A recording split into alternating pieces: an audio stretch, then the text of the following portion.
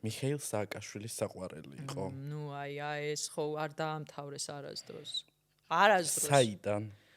ეგეც არ ვიცი, იმიტომ რომ მაშინაც რაღაცა პოპულარული გოგონა გახდით, ახალგაზრდა.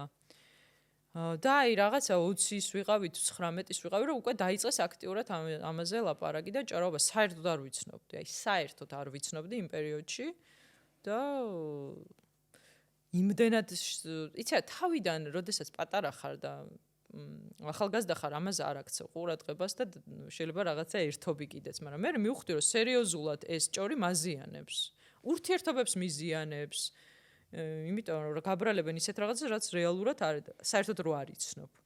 ამიტომ ესეც აი ეგ არის რა, რომ მგონია მარტივად შეიძლება დააბრალო ვიღაც. აი, როდესაც გინდა ადამიანის გაფუჭება, შეიძლება მაგას აფუჭებდნენ მაშინ და რაღაცა აი ყველაზე პოპულარული აბა ვინ არის და გოგოებში, ახალგაზრდებში და მოდი აი ბადურაშვილზე კარგად აგორდება. ჩვევაში გვაქვს ასეთი ძიშოვი პონტი გამოვიყენოთ. ამაზე სპეციალურად ხალხი მუშაობს.